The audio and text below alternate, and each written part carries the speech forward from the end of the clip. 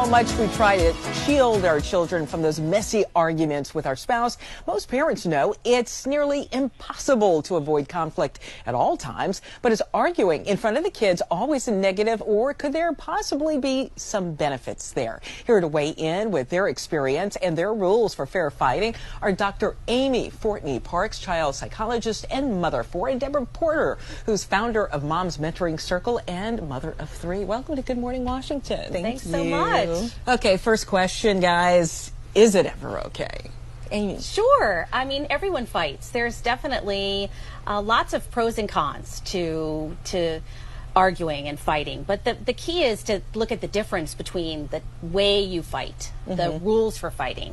That there is a difference, as Deborah was sharing earlier, between arguing and really fighting. One is looking for a win, and the other is looking for a compromise. Right. I think, Deborah, for my parents, I know when I was raised, I never saw my parents argue in front of me, right? Yeah.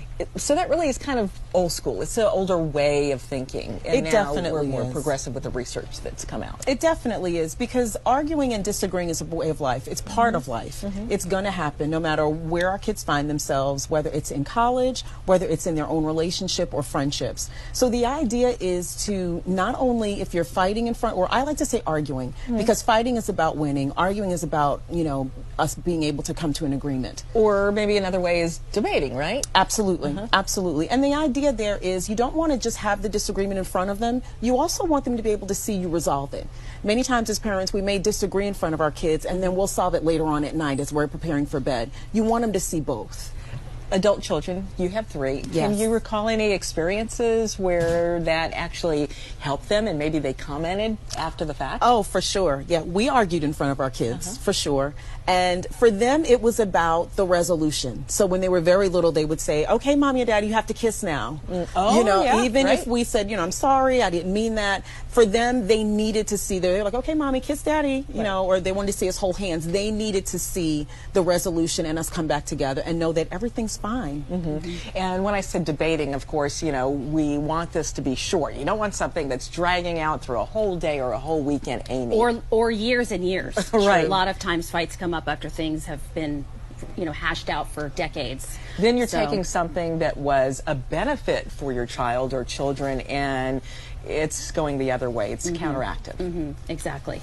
One of the things, as Deborah mentioned, is the repair. So, there are ways to fight in a fair way or disagree or constructively have conflict, and then there are ways also to go and repair, and that's a missing link for a lot of kids. They think we just fight and then there isn't any resolution to it, but we do need to come to that. Right. I like the point that you made about Mommy and Daddy, please kiss and make up, because you don't want your kids to think, oh my gosh, they're going to separate and get a divorce, as kids always do. So let's focus on the 5 rules then for fair fighting.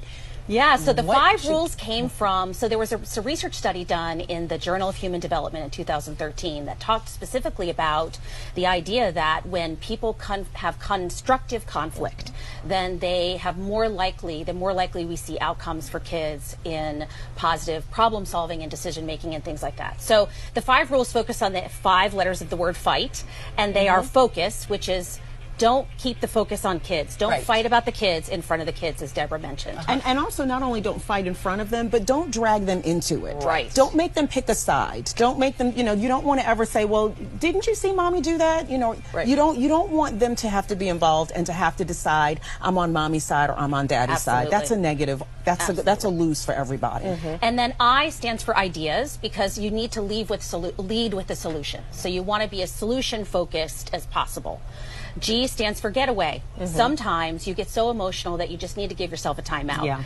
And because we're people, we have human emotions. beings. Absolutely. Sometimes things can get a little heated. Exactly. Especially if the person maybe isn't being open-minded and listening to your point of view. So it's okay to say, I need to step away right now. Let's revisit this in a day or later on tonight, because I'm just really not in a place to be able to talk about this without being emotional. But then again, keep in mind, if you're going to have that disagreement in front of the kids, you want to have the resolution in front of them as well. Definitely. So if Very you are important. going to step aside, if you are going to step away from it, you know, remember, okay, that's the last impression they had. Right. So was come the back fight. again at the dinner table or later on in the evening. What age are we talking here? And then we'll finish the other rules. What age? Because I know your all family is, ages. you've got grandkids too. Yeah, so I have all 20 to 27, 4 kids, and then we have a grandson. But I think all ages need to be exposed to constructive conflict. We have such a world full of people who don't listen to one another enough that they can understand each other's perspective. Right. And that takes us to the H, which is hearing.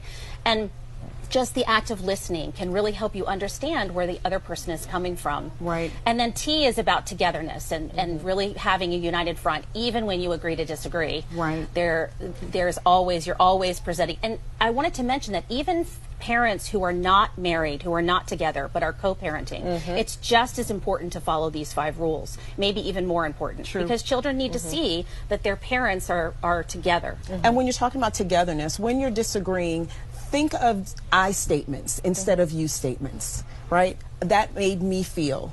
That comment, you know, I was angry. I was, as opposed to you always, you never. Right. Those are words that make people feel defensive. You automatically feel defensive. And while we're talking about this, Amy and Deborah, for family, these are all tools that a child can take with them when they're a young adult to get the most out of what they want from work, right? Absolutely. And from their own relationships. We were talking roommate, college roommate. Yes, my daughter's college roommate. All just of it. kind of having that whole ability to manage that conflict because they come up. Yeah. Right. Amy, thank you so very much. TheWiseFamily.com and Deborah, MomsMentoringCircle.com for more information. You guys, thank you so very much for coming. Thanks, Veronica. Thank you.